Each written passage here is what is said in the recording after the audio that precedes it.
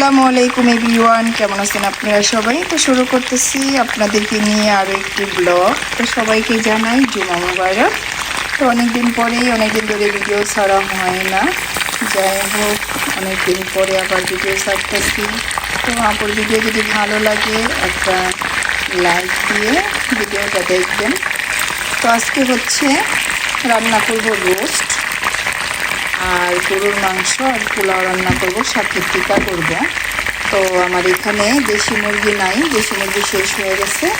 তো আজকে ফার্মের মুরগি দিয়ে হচ্ছে, যেটা ব্রয়লার মুরগি নরমটা, তো এটা দিয়ে আজকে রোস্ট পাকাবো। এখানে আমি লেগ পিস নিয়ে নিছি। তো এই পিসগুলো দিয়ে হচ্ছে রোস্টগুলো আজকে পাকাবো, রোস্ট রান্না করব। তো এই পিসগুলোকে আমি আবার রাত্রে লবণ আর লেবু মাখা রেখে দিয়েছিলাম, যাতে ভালোভাবে ভিতরে লবণটা যায় সুন্দরভাবে, কারণ এই মাংসটা এমনিতে একটু ভারী মোটা, এই কারণে। এই তো ভাইজে নিতেছি, তো এইভাবে সবগুলো ভাইজে নেব। আর এখানে গরুর মাংস রান্না করব, এর জন্য গরুর মাংসটাকে আগেই ম্যারিনেট করে রাখছিলাম সব মশলা দিয়ে, তেল দিয়ে। আর এখানে হচ্ছে পেঁয়াজটা ভাইজা আদাটা কষাইয়া মাংসগুলো দিয়ে দিব।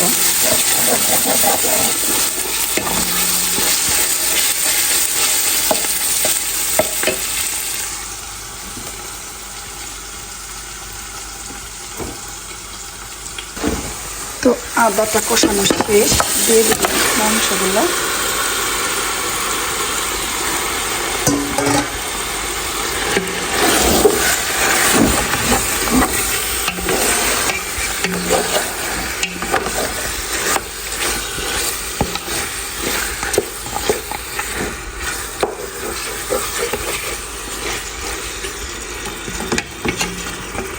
তো এইভাবে রেখে দেবো মাংসটা। এখন আস্তে আস্তে এই মাংসের ভিতর থেকে পানি বের হয়ে আসবো, এই পানি দিয়ে মাংসটা কষাই নেব।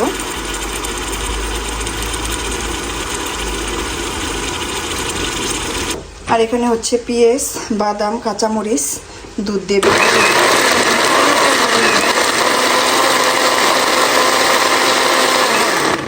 তো রোস্টের জন্য এইটা খুবই মজা হয়, গ্রেভিটা। আর এখানে রোস্টের জন্য পেঁয়াজ বসাই দিছি ভাজার জন্য। তো এটা ভাজা হয়ে গেছে। তো আমি কিছু পেঁয়াজ ব্লেন্ডারও করে নিছি, ওইটা ব্লেন্ডার করছি, ওটা দিব বাদামের সাথে। আর এখন কিছু পেঁয়াজ ভেজা, এটা হচ্ছে আদা রসুন পেস্ট দিয়ে দিলাম। তারপর এটাকে কষাই নেব।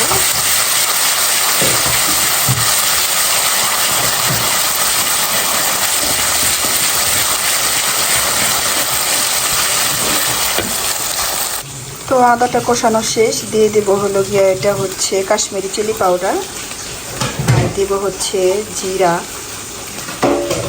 আর একটু জিরা দেব। আর এখানে হচ্ছে গরম মশলার পাখি, আর এটা দিব ধনিয়া, আর দিব হলো অল্প একটু হলুদ।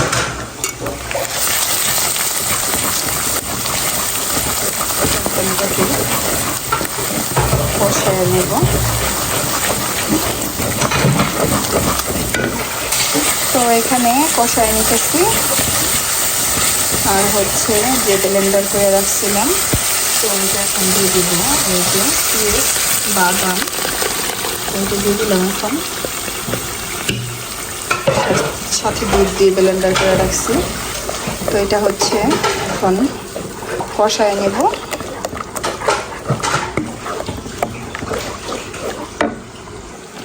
তো দিয়ে দেব টক দই, টক দই দেবো এখানে, আরেক চামচ দেব। টক দইটা দিলে মাংসটা সুন্দর সিদ্ধ হয়, আবার গ্রেভিটাও সুন্দর মজা হয় অন্যরকম। তো দিয়ে দিলাম টক দই। তো কষানো শেষ, দিয়ে দিব এখন হচ্ছে পিসগুলো দিয়ে দিতেছি। পিসগুলো দিয়ে আর একটু কষাই নেব।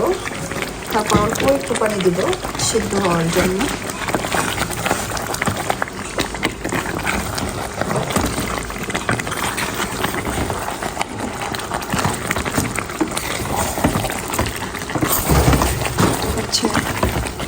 এভাবে রোস্টটাকে কষাই নেব।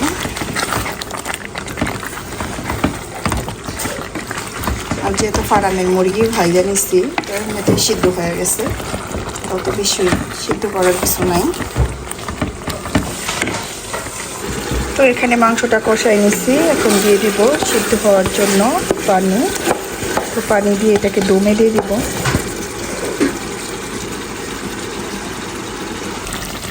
আর এই যে হয়ে গেছে রান্না করা। তো এটাকে হচ্ছে এখন বন্ধ করে দিব চুলাটা, আর বাইরে নেব। তো এটাই যে সুন্দর হয়ে গেছে। তো পিসগুলো আস্তই আছে, ভাঙবে নাই। আর রান্নাও শেষ, দিব এখন বন্ধ করে চুলাটা। তো এখানে হচ্ছে টিকা বানাবো, এর জন্য ডাল আর মাংস সিদ্ধ কইরা একসাথে বাইটা নিছি।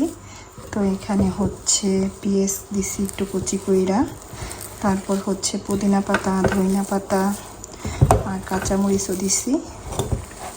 তো এখন এটাকে মিক্স করব ডিম দিয়া, তারপর হচ্ছে ভাজবো।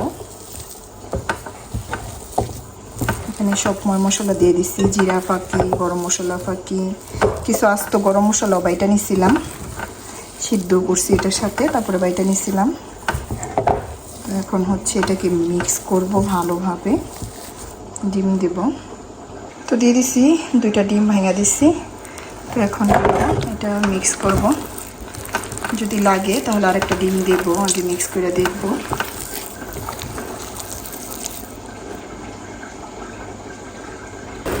তো এখানে পোলাওটা বসায় দিব, এর জন্য পেঁয়াজ ভাইজা চালটা বসায় দিছি।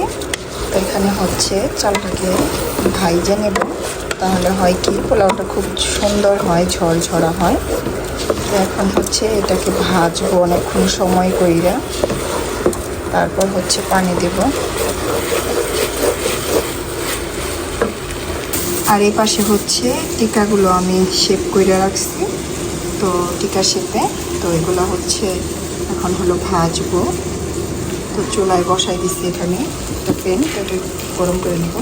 তো চালটা ভাইজা এখানে দিয়ে দিলাম পানি, আর নিচে কিছু পানির সাথে দুধ মিক্স করে দুধ দিয়ে দিলাম। দুধটা দিলে পোলাওটা অনেক সুন্দর সাদা হয়।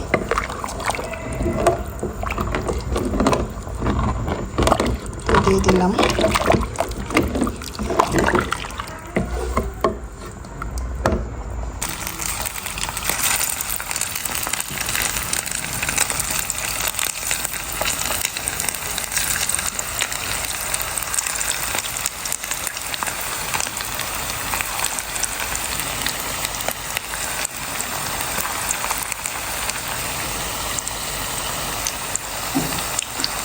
তো দিয়ে দিলাম, ভাইজা নেব এখন।